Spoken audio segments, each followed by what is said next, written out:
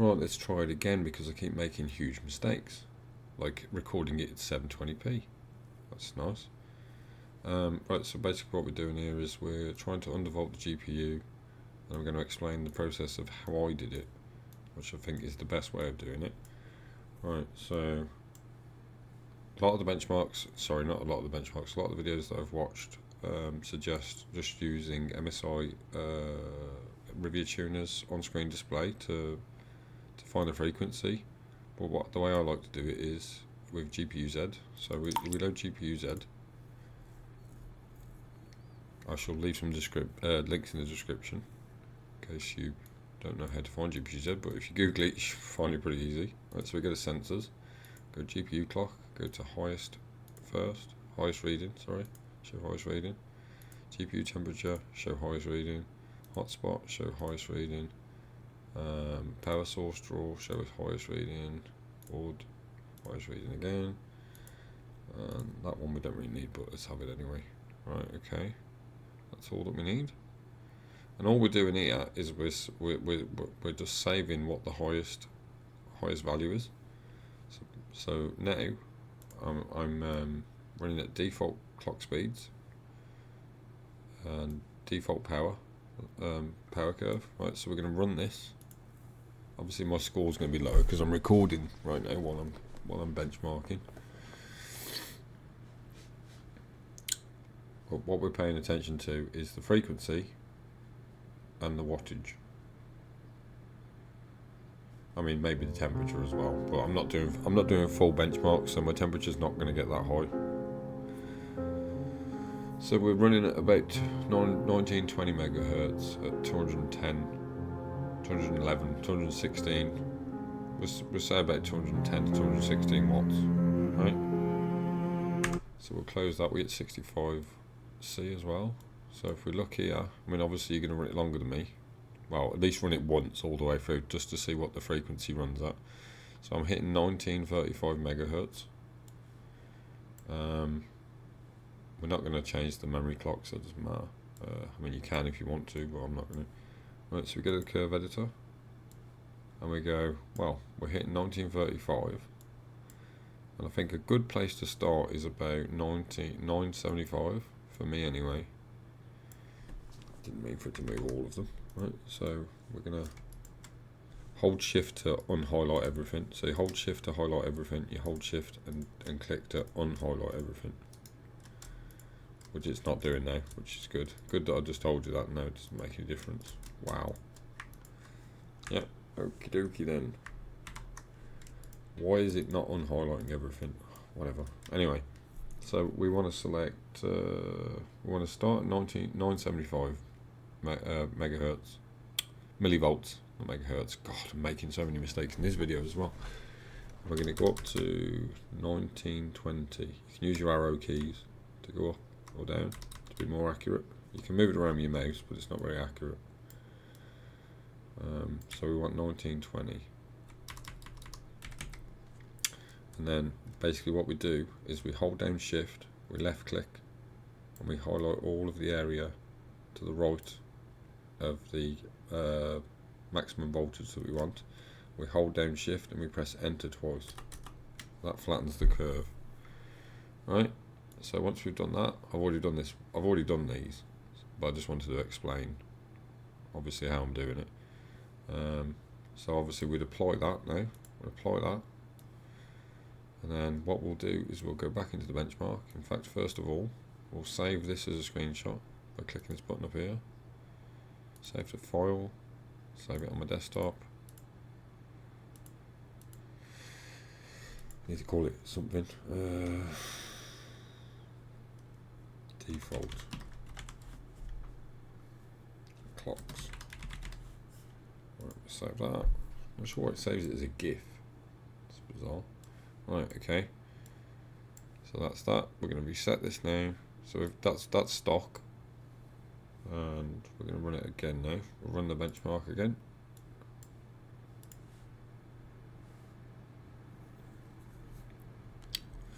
This time we'll pay attention to the frequency and the wattage again, and we're also seeing if the game is the benchmark has become unstable. what I found with my card is about 950 millivolts. It starts to it literally crashes at the start. For some reason it isn't. I don't know if that's because I'm recording. But my minimum was probably about 950, 975, something like that, before it started crashing. So you can see we're down to 180 watts now, bouncing around a bit.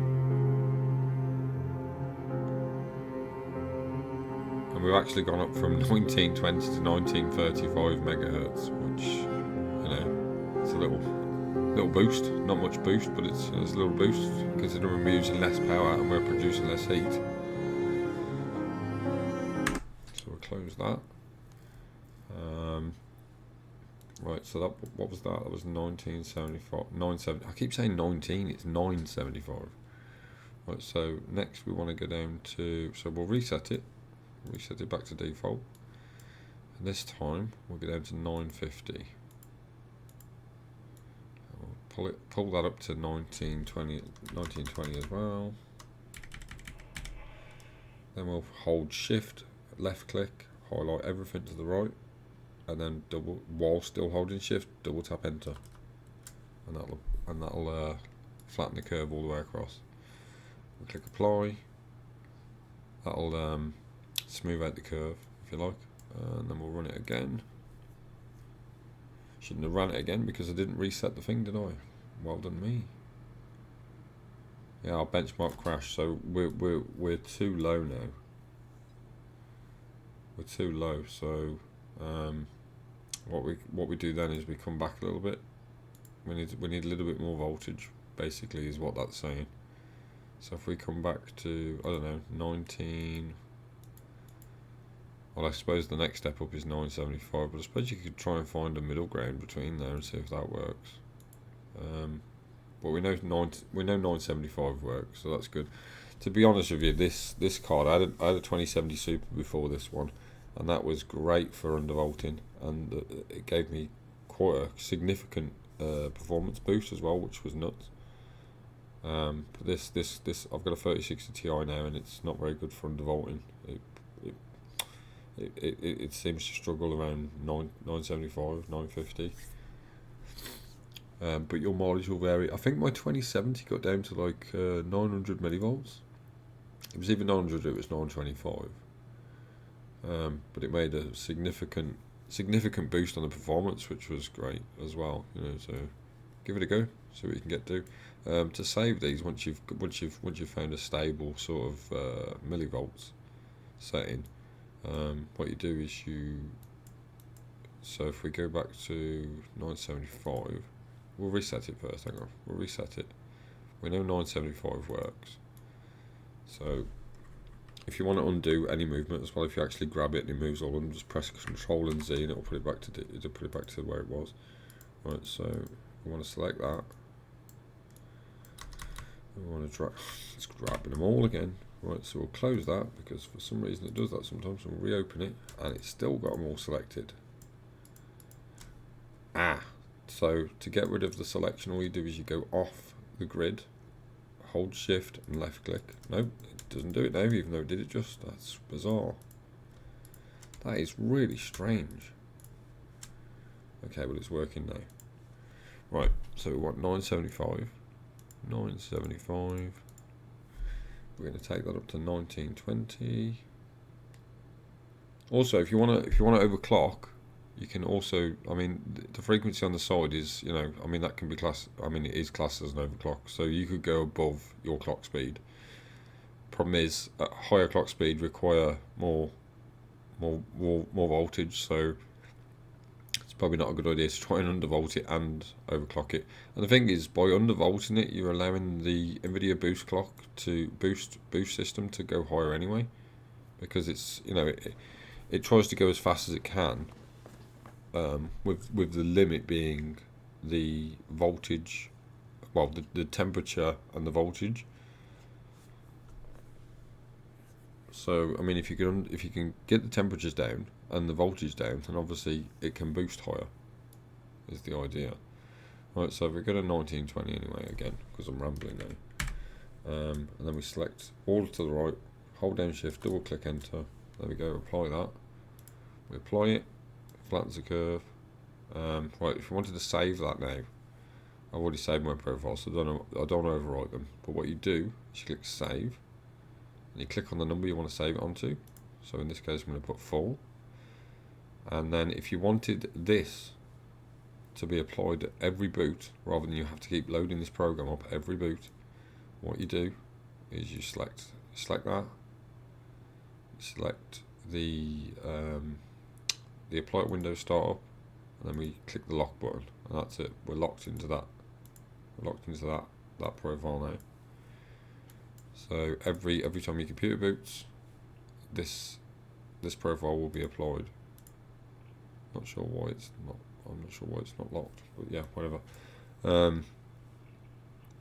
So that's it. Yeah, every boot it will apply that. I don't think that's how you do it, actually. Hang on a minute. I think what you're supposed to do, you apply that. There you go. You apply that. So you apply which profile you want. Then you click that. Then you click the lock. Now it's always going to apply this at boot. This frequency curve that we've created. So that's it. Yeah, it's pretty straightforward. Obviously, you can save a screenshot every time you change the power curve in here. You can reset this, and then obviously save it as a screenshot, you know, and then you can compare between the power curves that you've created. Again, obviously you can keep going down in frequency until whatever benchmark program you're using starts to become unstable. If you're lucky, you might get it down really low. You know, if you're not so lucky like me, unfortunately, with this card, it doesn't really go down that much. But it's a little bit, you know, only gain a little bit of performance. Let me just show you a quick benchmark, just so I can show you an example. I have run the benchmarks all the way through, and now your friggin' 3060 Ti might be better than mine. So let me find it. Where is it? Screenshots. Let me find it off screen, because I don't want to be showing you pictures that I don't want to be showing you. Right, so we've got benchmarks. Benchmark scores, here we go. So, right, so 960. Yeah, so my 2070, sorry, got down to 875 millivolts. I was wrong. Right, so 950. Trying to think where's the highest one now. Right, so here's default. So default, it was getting 20,756, and oh no, that's a 3060. Is that a 3060? Whose is that? No, it isn't. It's a 3060 Ti. That's very strange. I don't know why it says 3060. Anyway, so default, and then we've got an undervolt of 925 there, which got us a score of. So all that's done here is the voltage has been reduced, and it's gone from, I mean, it's not a massive jump, but it's a jump. Do you know what I mean? Like, it's free performance. So, right, okay. 920. I think it got higher than that. I can't remember which one it was. Default. Was it that? Which one was it? Was it 950? No.